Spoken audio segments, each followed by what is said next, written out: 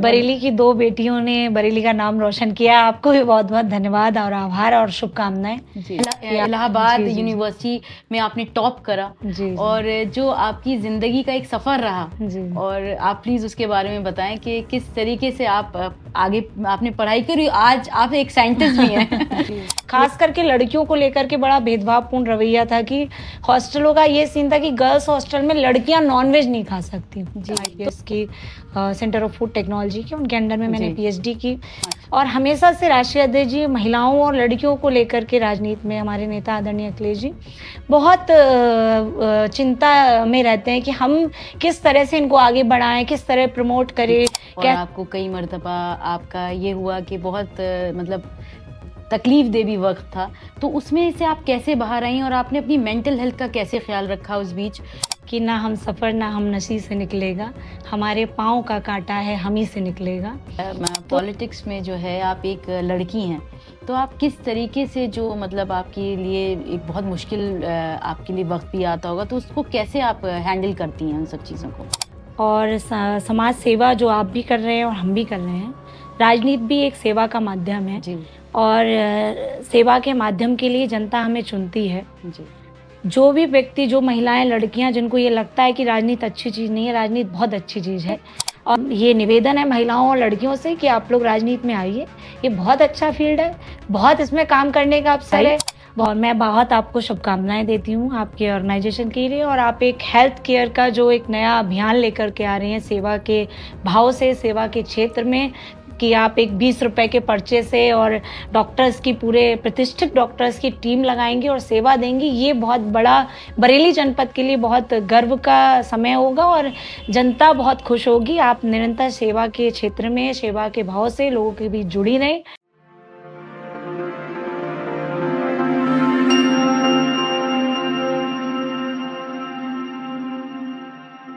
हर दिल हर जुबां विद सबीन में आज हमारे साथ हमेशा की तरह एक ख़ास मेहमान है जिसने बरेली का नाम रोशन करा है। आज हमारे साथ हैं डॉक्टर नेहा यादव जी, जो कि नेशनल स्पोक्स पर्सन हैं समाजवादी पार्टी की। तो बहुत बहुत शुक्रिया आपके आने का। बहुत बहुत आभार आपका। बहुत अच्छा लगा कि आप आए और हमारे इस शो की आपने शान बढ़ाई जी।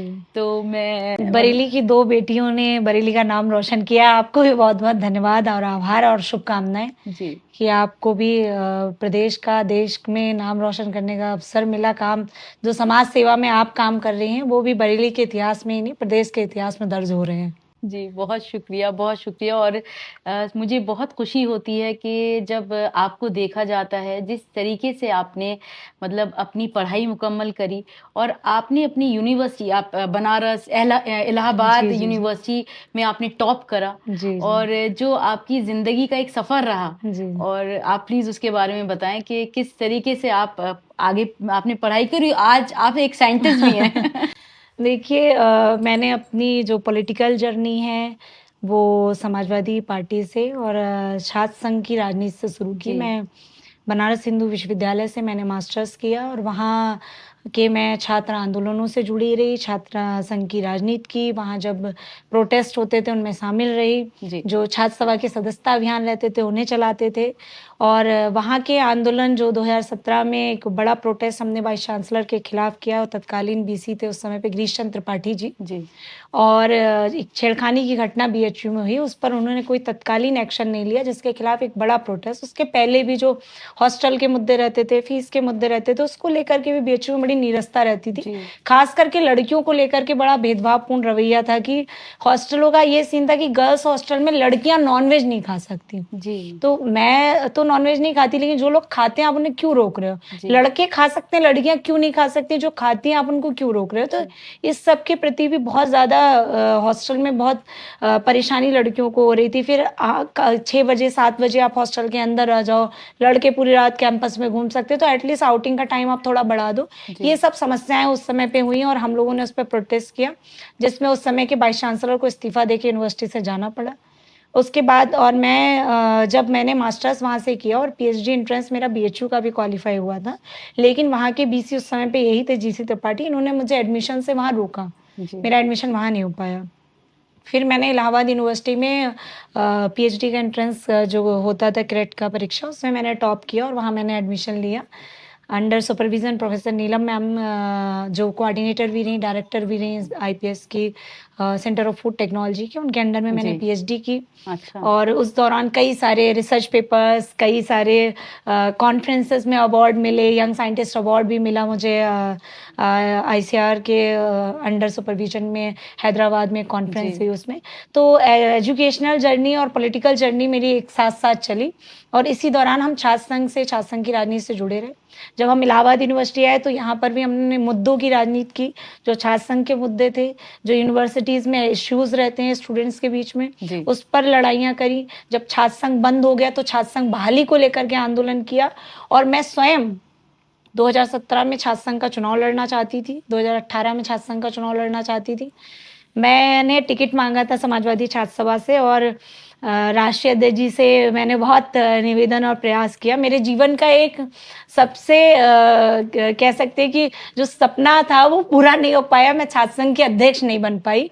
मैं छात्र संघ अध्यक्ष का टिकट मांग रही थी उस समय पे, जी। लेकिन मेरे नेता ने मुझे बहुत बड़ी जिम्मेदारी, छात्र संघ का अध्यक्ष नहीं बन पाने के बाद भी मुझे राष्ट्रीय अध्यक्ष समाजवादी छात्र सभा, समाजवादी पार्टी में पहली लड़की राष्ट्रीय अध्यक्ष समाजवादी छात्र सभा बनी। ये इतिहास पार्टी ने बनाने का मुझे अवसर दिया। ये मेरे लिए बहुत गर्व का विषय रहा और हमेशा से राष्ट्रीय अध्यक्ष जी महिलाओं और लड़कियों को लेकर के राजनीति में हमारे नेता आदरणीय अखिलेश जी बहुत चिंता में रहते हैं कि हम किस तरह से इनको आगे बढ़ाएं, किस तरह प्रमोट करें, कैसे हम इन लोगों के लिए क्या नहीं पाएं तो क्या कर दें। ये स्थिति हमारी पार्टी में है और जितनी महिलाओं और लड़कियों को समाजवादी पार्टी आगे बढ़ाने का अवसर दे रही है, मौका दे रही है, उतना कोई राजनीतिक दल नहीं देता। आप सोचिए, हमें इतनी कम उम्र पे उन्होंने राष्ट्रीय अध्यक्ष बनाया, पार्टी का राष्ट्रीय प्रवक्ता बनाया। इस समय पे मैं महिला सभा की राष्ट्रीय उपाध्यक्ष भी हूँ। तो पार्टी ने मुझे हर प्लेटफॉर्म पे स्पेस दिया, काम करने का मौका दिया और हमने भी अपनी प्रतिभा का भरपूर उपयोग करके अपने नेता को मजबूत करने का काम किया। जी।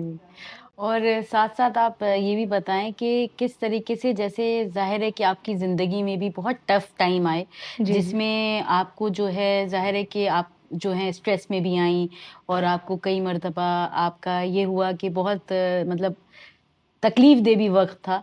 तो उसमें से आप कैसे बाहर आईं और आपने अपनी मेंटल हेल्थ का कैसे ख़्याल रखा उस बीच? तो वो भी प्लीज़ बताइए देखिए, कि राहत इंदौरी जी की लाइनें हैं कि ना हम सफ़र ना हम नशी से निकलेगा, हमारे पाँव का काँटा है हम ही से निकलेगा।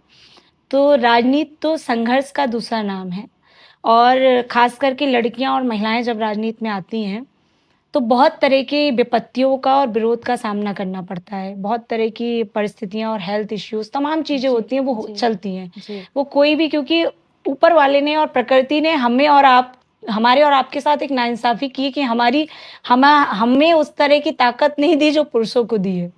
लेकिन फिर भी हमें मेंटल इतना ज़्यादा ताकत दी है जो उन्हें नहीं दी है। बिल्कुल। उसको हम लोग टक्कर देते हैं और उनसे बेहतर अपने आप को रिप्रेज़ेंट करते हैं। आज हिंदुस्तान में महिलाएँ पुरुषों से कई गुना आगे काम कर रही हैं और जो राजनीति के क्षेत्र में लड़कियाँ और महिलाएँ बहुत कम आती हैं। पहले ये पॉइंट था, लेकिन आज के समय पे बहुत लड़कियां और महिलाएं राजनीति में आ रही हैं और ये परसेप्शन भी चेंज हो रहा है कि लड़कियां महिलाएं राजनीति नहीं कर सकती, प्रशासनिक गद्दी नहीं संभाल सकती, सब कुछ कर सकती हैं। अगर अवसर और मौका मिले तो इस देश का इतिहास बदलने में सबसे आगे लड़कियां और महिलाएं हैं। चाहे चांद पे जाना हो तो कल्पना चावला जी पहुंची, बिल्कुल, बिल्कुल। चाहे गोल्ड मेडल मिला हो गोल्ड तो भी मेडल जी, मिला वो भी हो, लड़की थी। विभिन्न क्षेत्रों में महिलाओं ने, लड़कियों ने अपना योगदान दिया है। जी, अपनी एबिलिटी से कई गुना आगे अपने आप को रखा है। जी, ये एक भारत की बहुत बड़ी खूबसूरती है और गंगा जमुनी तहजीब जो हर तरह से हम लोगों को सशक्त और मजबूत बनाने का काम करती है, उनसे हम लोगों ने सीखा है। और तमाम तरह के हेल्थ इश्यूज़ और ये कॉमन चीज़ें हैं, जब आप जी, आते हो तो वो सभी के साथ होते हैं, लेकिन वो सब सेकेंडरी हो जाती है। जब आप समाज सेवा में होते, कहते नहीं, अगर बुखार भी आ जाए ना तो लगता नहीं है आज कहीं घर से नहीं निकले, ऐसा हो ही नहीं सकता, कहीं तो जाएँगे। पॉलिटिकल आदमी 2-3 घंटे से ज़्यादा अपना घर में नहीं बिता सकता, उसको समाज चाहिए, तो ये जो आपके उसको अंदर एक घर नहीं जज़्बा चाहिए। था कि जिस तरीके से आप सोशल वर्क में भी रहीं, जी, जी। क्योंकि आप एक सोशल एक्टिविस्ट भी हैं, जी, जी। तो आपने ये शुरुआत मतलब बहुत कम उम्र ही से था आपके अंदर ये जी। जज़्बा, और किस तरह से आपके अंदर ये सारी चीज़ें? देखिए, मैंने कहा ना, मैंने बहुत कम उम्र से छात्र राजनीति शुरू की और जज्बा तो कहते नहीं कि हम लोग अपने नेता आदरणीय अखिलेश जी को देखते थे और नेताजी आज हमारे बीच नहीं है। हमने उनको देखा है जिस तरह से दलित, पिछड़े, अल्पसंख्यक समाज से आने वाले लोगों को उन्होंने समाज की मुख्य धारा से जोड़ने का काम किया, वो हमारे लिए सबसे ज़्यादा प्रेरणादायक है। और हमारी जो आइडियोलॉजी है, जो समाजवादी शब्द है कि समाज की सेवा करना, समाज के अंतिम पंक्ति तक अंतिम सुविधाओं को पहुँचाना और हर वर्ग की लड़ाई लड़ना, जो शोषित है, उपेक्षित वर्ग है, उसकी लड़ाई लड़ना, जो दलित है, पिछड़ा है, जो हज़ारों सालों से हमें और आपको शोषित रखा गया, उस वर्ग की लड़ाई लड़ना,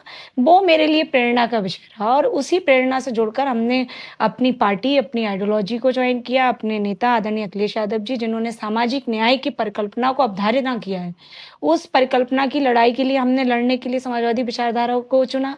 और ये मात्र एक ऐसी हिंदुस्तान नहीं, विश्व की एकमात्र ऐसी विचारधारा समाजवादी विचारधारा है, जो सबको लेकर के साथ चल सकती है, सबके साथ न्याय कर सकती है, पूंजीवाद के खिलाफ लड़ सकती है, सामंती लोगों के खिलाफ लड़ सकती है, जो सबको, जैसे एक रोटी है ना, उसको कितना हम टुकड़े करके किसके हिस्से में गस्सा दें, वो डिवाइड करने का काम समाजवादी विचारधारा करती है। मतलब हर चीज़ बराबरी की हो, ना कोई ऊँचा हो, कोई नीचा हो। जो एक गरीब का बच्चा प्राइमरी स्कूल में पढ़ रहा है, वो भी अगर डीपीएस में पढ़ने की हैसियत है, तो वो भी डीपीएस में पढ़ेगा और एक अमीर का बच्चा भी डीपीएस में पढ़ेगा। एक किसान का बच्चा भी सरकारी स्कूल में पढ़े और एक अमीर का बच्चा भी सरकारी स्कूल में पढ़े।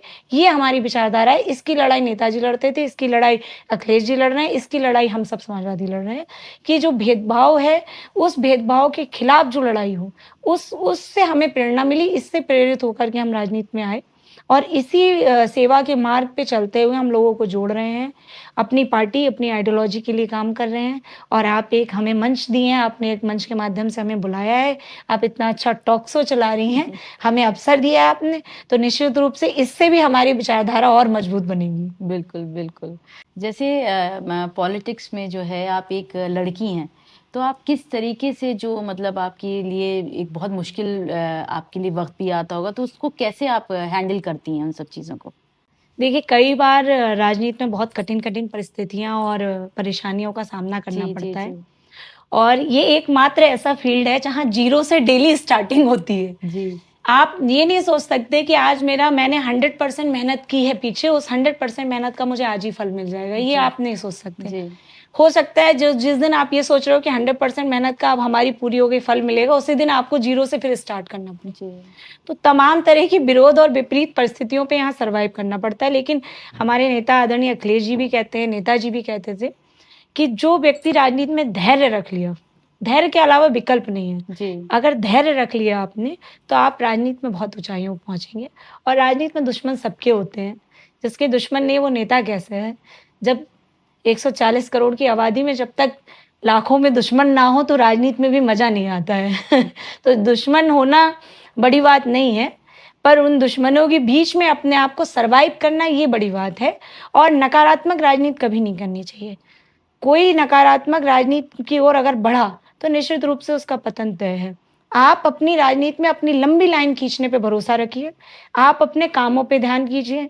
हम कैसे अपने आप को सुबह और कल अगर हम उठेंगे, तो हम कैसे अपने आप को बेहतर करें और बेहतर कैसे क्या काम करें, जिससे हमें हमारी पार्टी, समाज और सबकी तरफ से एक हमारे लिए प्रमोट करे, हमारी सोसाइटी हमें सपोर्ट करे। हम उस दिशा में कैसे-कैसे कार्यक्रम करें, क्या नया करें, इस पे विश्वास और भरोसा रखना चाहिए, तो निश्चित आपको ऊँचाइयाँ मिलती हैं। और जैसे एक मैं चाहूँगी कि सारे मतलब आपका सुनना चाहते हैं कि एक कोई मैसेज आप दें कि अपनी तरफ से हमारी जो देश की स्पेशली जो मतलब महिलाएं हैं, लड़कियां हैं, तो वो आपको आज देख रही होंगी और आपसे मतलब ज़ाहिर है कि एक उन्हें मोटिवेशन भी मिल रहा होगा, तो आप उनके लिए प्लीज़ बताएं। देखिए, समाज में हम लोग हैं और समाज सेवा जो आप भी कर रहे हैं और हम भी कर रहे हैं, राजनीति भी एक सेवा का माध्यम है जी। और सेवा के माध्यम के लिए जनता हमें चुनती है। जी। जो भी व्यक्ति, जो महिलाएं, लड़कियां, जिनको ये लगता है कि राजनीति अच्छी चीज़ नहीं है, राजनीति बहुत अच्छी चीज़ है। और अगर कहते हैं ना कि लोग कहते हैं राजनीति में लोग बुरे होते हैं, लोग बुरे, अगर आप राजनीति में अगर अच्छे हैं और आप राजनीति में नहीं आ रहे हैं, तो बुरे लोग आप पे शासन करेंगे।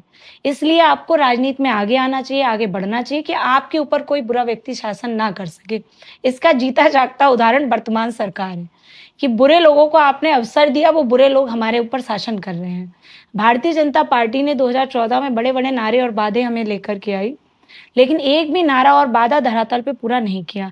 महिलाओं के लिए एक बहुत बड़ा नारा दिया, बेटी बचाओ बेटी पढ़ाओ का अभियान। लेकिन आपको पता होगा उसका 79% बजट बीजेपी ने अपनी एडवर्टाइज़मेंट पे खर्च कर लिया। आप एक तरफ महिलाओं को पढ़ाने और बढ़ाने की बात कर रहे हैं, दूसरी ओर आप उनके नाम पे अपना विज्ञापन कर रहे हैं। तो ये एक बहुत बड़ी जागरूकता है कि लड़कियों को, महिलाओं को अब आगे बढ़ चढ़ कर के राजनीति में आना चाहिए। सामाजिक, आर्थिक, राजनीतिक तीनों तरह की भागीदारी में हिस्सेदारी अगर महिलाओं, लड़कियों की होगी, तभी इस देश का असली जो सशक्त रूप है, जो विकास है, वो तभी संभव हो सकेगा जब सभी समानता से महिलाएँ और लड़कियाँ भी राजनीति में अपनी भागीदारी को लेकर के आगे बढ़ेंगी। तो मेरा ये आपके इस चैनल के माध्यम से ये निवेदन है महिलाओं और लड़कियों से कि आप लोग राजनीति में आइए। ये बहुत अच्छा फ़ील्ड है, बहुत इसमें काम करने का अवसर है, बहुत लड़ने का अवसर है, अपनी प्रतिभा दिखाने का अवसर है, अपने काम करने का अवसर है और समाज और लोगों को ये बताने का भी अवसर है कि हम किसी से कम नहीं और हमारे अंदर जो टैलेंट है वो किसी से कम नहीं। बहुत शुक्रिया आपका, जो आपने इतना बेहतरीन मैसेज दिया। शवीन जी का बहुत अच्छा एक एनजीओ ऑर्गेनाइज़ेशन चल रहा है बीइंग अलाइव और मैं बहुत आपको शुभकामनाएँ देती हूँ आपके ऑर्गेनाइज़ेशन के लिए और आप एक हेल्थ केयर का जो एक नया अभियान लेकर के आ रहे हैं सेवा के भाव से, सेवा के क्षेत्र में कि आप एक ₹20 के पर्चे से और डॉक्टर्स की पूरे प्रतिष्ठित डॉक्टर्स की टीम लगाएँगे और सेवा देंगी। ये बहुत बड़ा बरेली जनपद के लिए बहुत गर्व का समय होगा और जनता बहुत खुश होगी। आप निरंतर सेवा के क्षेत्र में, सेवा के भाव से लोगों के बीच जुड़ी रहें और हम लोगों से जुड़े रहें। हमारी जहाँ पर भी आपको ज़रूरत होगी, हम आपकी सेवा में कंधे से कंधा मिला कर के आपके साथ खड़े हैं। बहुत शुक्रिया। अच्छा डॉक्टर नेहा जी, आजकल जो एक मुद्दा चल रहा है, जो सरकारी जो हमारे टीचर्स हैं उनको लेके, तो वो भी मतलब हम जानना चाहेंगे कि वो क्या चल रहा है? देखिए, सरकार ने भारतीय जनता पार्टी ने 2017 में एक चोरी से चुपके से एक बिल पास कराया, जिसमें जो प्राइमरी के शिक्षक थे, उनके खिलाफ वो बिल लेकर के आए कि जो 20 साल से नौकरी कर रहे हों, 25 साल से 30 साल से नौकरी कर रहे हों, उन्हें भी टीईटी की परीक्षा पास करनी पड़ेगी। और ये बिल चुपके-चुपके रखते हुए माननीय सुप्रीम कोर्ट के का भी आदेश उसी बिल के आधार पे आ गया अभी हाल ही में। तब लोगों को पता लगा कि ये तो बिल हमारे खिलाफ है, इसमें लगा सीधे-सीधे तौर पे लाखों जो परिवार है वो सीधे-सीधे प्रभावित हो रहे हैं उत्तर प्रदेश के और इसमें जो नियम लेकर के हैं आप एक बात बताइए जो व्यक्ति 20 साल 25 साल से नौकरी कर रहा है, अचानक से आप कह रहे हो कि टीईटी पास करो। अगर आप पास नहीं करोगे तो आप नौकरी से निकाल दोगे और वो भी सिर्फ़ आपने समय दिया है 2 साल का। मतलब आप 4 अटेम्प्ट दे रहे हो कि 4 अटेम्प्ट में एक 50-55 साल का व्यक्ति भी वो अटेम्प्ट क्वालीफाई करे, जो व्यक्ति अगर मान लो कोई व्यक्ति हिंदी का टीचर है किसी स्कूल का, अब टीईटी में तो मैथमेटिक्स भी आ रही है, रीजनिंग भी आ रही है, तो वो व्यक्ति कैसे क्वालीफाई कर पाएगा इतना? और आप खुद बताइए जो 30 साल 25 साल की उम्र में जिसने नौकरी पाई, तो 50-55 के साल में क्या उसका उस तरह का माइंड रह पाता है कि वो इतना याद कर पाए, उस तरह की परीक्षा क्वालीफाई कर पाएगा? तो सीधे तौर पे सरकार सीधे नौकरी से नहीं निकाल सकती, तो एक तरीका खोज लाई है कि मैं कैसे नौकरी से बाहर लोगों को निकालूँ और कैसे मैं नौकरियाँ निकाल करके लोगों को सब कुछ निजीकरण कर दूँ, सब कुछ प्राइवेट कर दूँ। तो एक बहुत बड़ा षड्यंत्र उत्तर प्रदेश की जनता के सामने आया है कि प्राथमिक शिक्षकों को नौकरी से निकालने के लिए भारतीय जनता पार्टी ने इस तरह का कानून बनाया और 2 साल का केवल मौका दिया, जिससे कि जो 55-50 साल के लोग हैं उनको नौकरियाँ या जो भी हो जो क्वालीफाई नहीं कर पाएगा 2 साल में उसे नौकरी से निकालने का काम करेंगे।